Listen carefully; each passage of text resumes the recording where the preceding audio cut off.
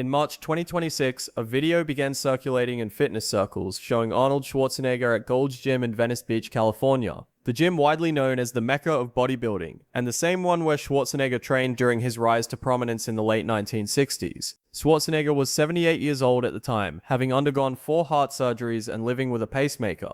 He was there with his son Joseph Boehner, working through the details of Joseph's competition posing, adjusting his arm position, correcting his shoulder angle, guiding him into stances that Schwarzenegger himself had used on the Mr. Olympia stage more than 50 years earlier. Others in the gym took notice, and a crowd gathered to watch. The session carried weight beyond what was visible. For the first 13 years of his life, Joseph Boehner did not know who his biological father was. The circumstances of his birth eventually became public, ending Arnold Schwarzenegger's marriage to Maria Shriver and drawing significant media attention. That the two men are now training together at Gold's Gym, with Schwarzenegger actively involved in shaping Joseph's competitive preparation, marks a substantial shift from where this relationship began. 11 days after that gym session, Joseph Boehner competed in a bodybuilding competition for the first time. He placed first across multiple categories. The path to that result was not straightforward. Boehner has spoken publicly about being significantly overweight from the end of elementary school through the beginning of high school, not slightly in his own characterization, but considerably so. He has also described being bullied during that period, noting that the people who made comments about his weight were not strangers, but people within his own social circle. Joseph Boehner told People magazine that he felt like an outsider at the start of high school, and even as the weight came off, the psychological effects of those years didn't simply disappear.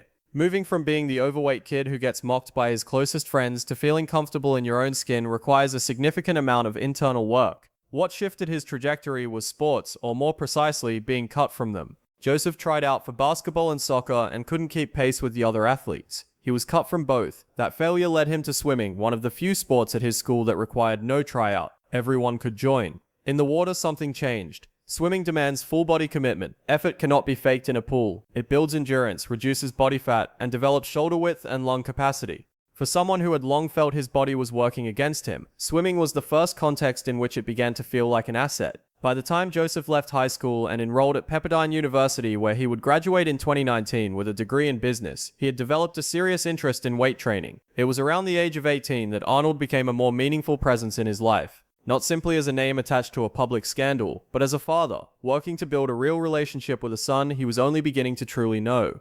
One of the first things Arnold did was give Joseph a book. An Arnold Schwarzenegger's Encyclopedia of Modern Bodybuilding is not casual reading. It is a dense, technically detailed manual that Arnold co-wrote, covering the science of muscle development, exercise by exercise breakdowns for every major muscle group, peaking strategies, nutritional frameworks, and the mental demands of competition. When Arnold handed Joseph that book, it functioned less as a gift than as a curriculum. Joseph has stated in interviews that the book has guided his training throughout his career. It shaped how he thinks about volume, which muscle groups to prioritize, and what a balanced competitive physique actually looks like. Those principles are visible in how he trains today. The golden era of bodybuilding that Arnold defined in the 1970s was built on a specific set of ideas: high training volume, compound movements as the foundation, consistency over intensity, and a deliberate approach to developing the classic aesthetic. Wide back, wide shoulders, narrow waist, built section by section, year by year. Arnold approached training as a structured process. Every exercise had a purpose, every session had a plan.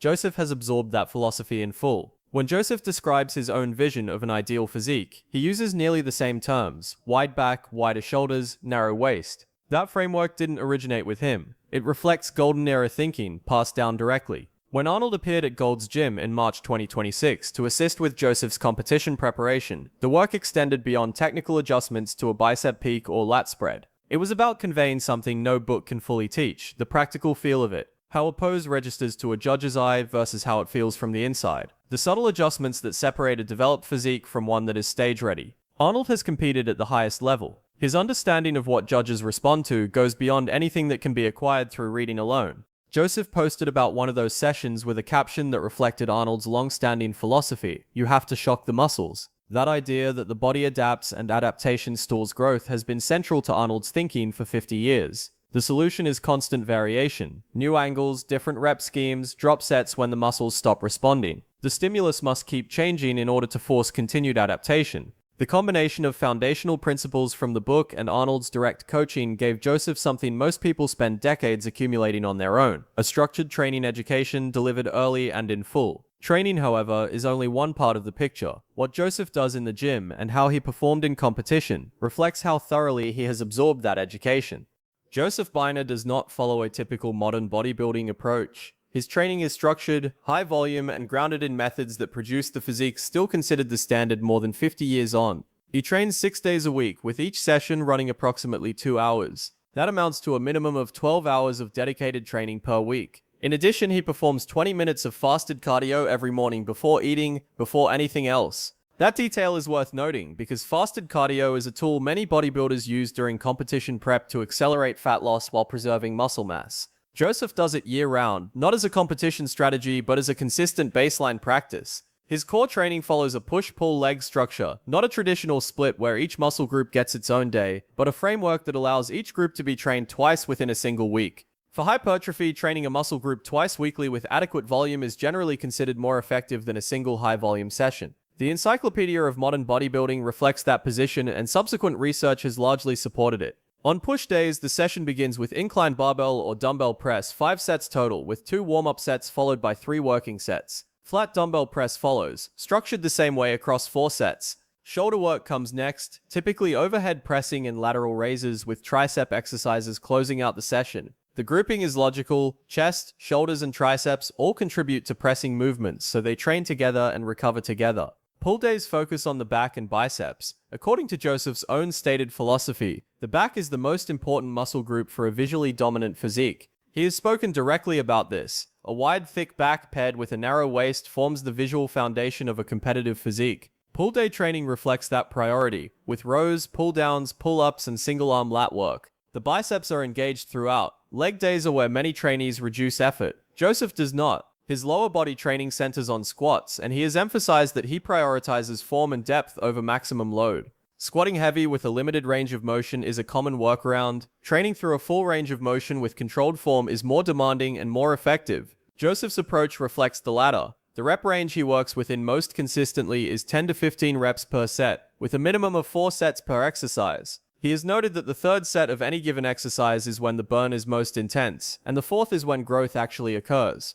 That's not a motivational phrase, it's a practical reason for not stopping at 3. 4 sets is the standard, every exercise. Beyond the core split, Joseph incorporates techniques that increase intensity without simply adding more weight. Supersets, pairing 2 exercises back-to-back with minimal rest, appear regularly, particularly for arms, a method Arnold himself used extensively. Drop sets are also a consistent part of his training. Finishing a set, immediately reducing the weight, and continuing until failure. Both techniques increase metabolic demand on the muscle and produce a training stimulus that straight sets alone cannot replicate. He also includes endurance circuit work, a full-body circuit designed by his trainer Lawrence Hughes that takes approximately an hour and 20 minutes to complete, with no rest between exercises. 12 movements performed consecutively, with completion time as the measure. It sits outside traditional bodybuilding. It's conditioning work, and it develops the body in ways that pure hypertrophy training does not. A notable aspect of Joseph's approach is how deliberately he changes his program. He doesn't hold to a routine simply because it produced results the previous month. He rotates exercises, incorporates new physical disciplines, jiu-jitsu, which he took up in 2021, and remains open to anything that introduces a new challenge. This reflects Arnold's training philosophy directly. Vary the stimulus, prevent the body from fully adapting. Adaptation in that framework is what stalls progress. At Gold's Gym in March 2026, as Arnold stood at the side correcting the angles of Joseph's posing, the crowd that gathered was observing something beyond a training session. They were seeing the physical result of years of that system applied consistently. A 6'2", 200-pound physique built with method, intention, and a working knowledge of the discipline that goes beyond simply lifting heavy. The training, however, is only part of the picture. Joseph has said in interviews that the hardest element of building his physique is not the training, it's saying no. No to sweets, no to pastries, no to the fatty foods he openly acknowledges a strong preference for. That kind of candor is not common in fitness content, where most practitioners present discipline as straightforward. Joseph describes it as a daily effort, which is a more accurate and more useful framing than any structured meal plan. His diet follows a high-protein, moderate-carbohydrate, healthy-fat structure, a standard bodybuilding nutritional approach. The specifics of how that plays out day to day are worth examining. The morning begins with a 4-egg omelette with mushrooms and spinach. 4 whole eggs represent a substantial protein intake early in the day, and the vegetables contribute micronutrients without adding significant calories. That is paired with 2 slices of avocado toast, which provides healthy fats and complex carbohydrates. As a pre-training meal, it is structured to sustain a long session without producing a sharp rise and fall in blood sugar. Lunch tends to be lighter, typically a salad with chicken or turkey. The midday meal keeps protein coming in without overloading digestion. Lean poultry is easy to prepare, easy to digest, and provides a consistent amino acid supply throughout the day. Post-workout, Joseph reaches for a blend of orange juice, whey protein, bananas, spinach, and berries. He's spoken specifically about the orange juice. The natural sugars produce a rapid insulin response after training, which helps shuttle nutrients into muscle cells during the window when they're most receptive. He understands the purpose of each ingredient.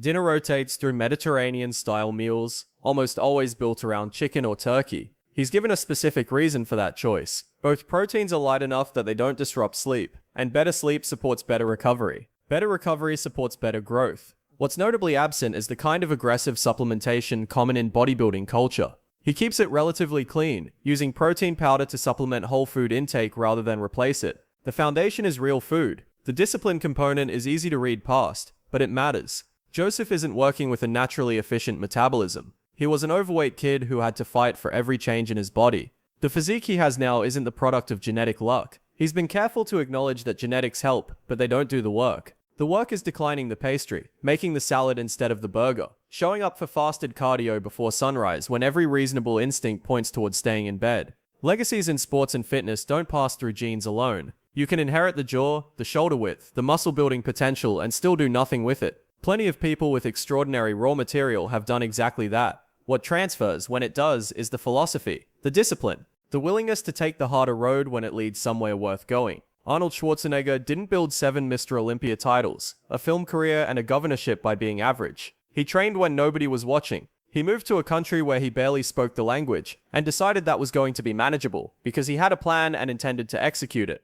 Joseph Biner isn't trying to replicate that. He's made it clear that his path is his own. Different name, different goals, different definition of success. But the underlying structure is the same. The daily commitment, the refusal to cut corners, the willingness to step onto a competitive stage and be judged when staying comfortable would have cost him nothing. That thread runs directly from father to son. What makes this story resonate may not be the competition wins or the physique or the Gold's Gym connection. It may be that a relationship as complicated and publicly difficult as the one between Arnold Schwarzenegger and Joseph Biner found its most honest expression in the most honest place either of them knows: a gym, a barbell, a posing routine.